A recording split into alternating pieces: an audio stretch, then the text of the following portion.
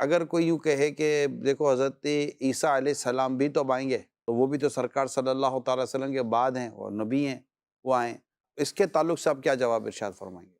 دیکھیں نبی پاک علیہ الصلاۃ والسلام کے بعد ان کو نبوت دی گئی یا نبی پاک علیہ الصلاۃ والسلام کے آنے سے پہلے ان کو نبوت دی گئی؟ پہلے دی گئی تھی۔ پہلے دی گئی، تو لہذا بعد والا تو ہے ہی نہیں اس کے اندر معاملہ۔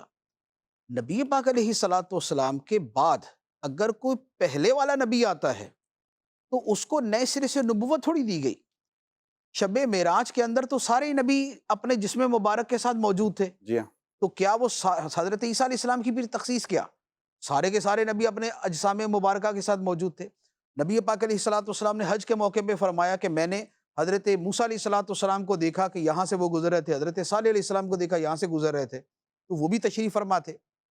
تو جو عقیدہ ہے وہ یہ ہے کہ نبی پاک علیہ الصلاۃ والسلام کی تشریف آوری کے بعد کسی کو نئے سرے سے وصف نبوت، منصب نبوت نہیں دیا نیا نبی نہیں آئے گا۔ نیا نبی نہیں آئے گا۔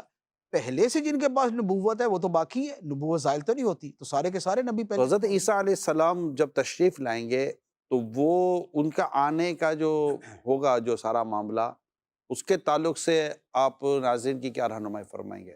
حضرت عیسیٰ علیہ الصلاۃ والسلام جب تشریف لائیں گے قیامت سے پہلے امام مہدی کی موجودگی میں آپ دمشق کی جامع مسجد کے مشرقی کنارے پر اتریں گے۔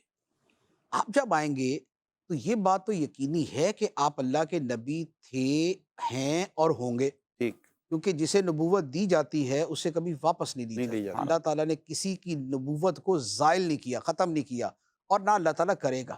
تو لہذا جب آپ تشریف لائیں گے تو آپ اللہ تعالیٰ کے نبی رسول ہوں گے، لیکن آپ دنیا میں آنے کے بعد جب آپ اس وقت تشریف لائیں گے، اس وقت آپ کی جو حیثیت ہے وہ بطور نبی کے ہوگی، یا یہ ہوگا کہ نبی ہوتے ہوئے وہ ہمارے نبی صلی اللہ علیہ وآلہ وسلم کے امتی کے طور پہ آئیں گے، واہ، آپ کی شریعت پر چلیں گے، آپ کی شریعت کی ترویج کریں گے، آپ کی شریعت کو بیان کریں گے، آپ کی شریعت کی طرف لوگوں کو بلائیں گے، آپ کی شریعت کے احکام نافذ کریں گے۔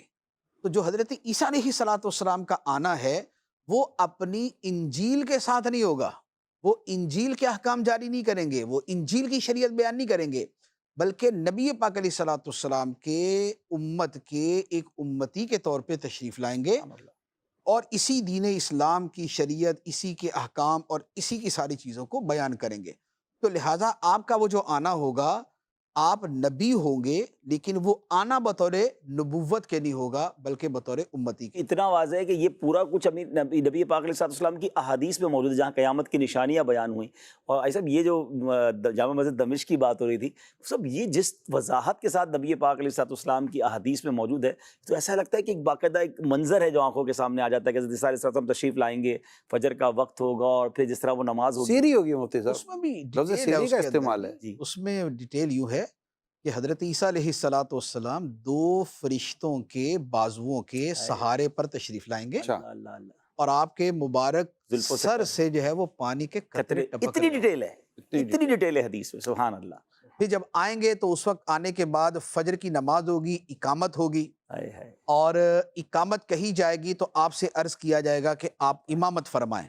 حضرت عیسیٰ علیہ الصلاۃ والسلام امام مہدی سے فرمائیں گے کہ آپ امامت کریں، اور مسلم شریف کے الفاظ ہیں کہ کیف انتم اذا نزل فیکم ابن مریم و امامکم منکم، لوگوں تمہاری کیسی شان ہوگی ہائے ہائے ہائے، کہ جب ابن مریم تمہارے درمیان نازل ہوں گے، اتریں گے، لیکن امام تمہارا ہوگا، اللہ اکبر، امام تم میں سے ہوگا، حالانکہ اللہ کے نبی ابن مریم موجود ہو۔ اللہ اکبر، تو یہ پوری تفصیل کے ساتھ یہ حدیث مبارک، سبحان، ایک بہت بالکل ہر واضح ہے۔ Crystal clear. اور یہ امامت بھی اسی وجہ سے، یعنی حضرت میں عیسیٰ یہی علیہ کہنے والا الصلاۃ تھا، جی، والسلام جو ہے وہ امامت نہیں فرمائیں گے بلکہ امام یہ میسج، مہدی امامت کریں گے، اور حضرت عیسیٰ علیہ الصلاۃ والسلام پیچھے ہوں گے، وہ اسی میسج کو واضح کرنے کے لیے کہ اب آپ کی جو تشریف آوری ہے، یہ آپ کی تشریف آوری بطور اپنی نبوت کے نہیں ہے بلکہ بطور امتی کے۔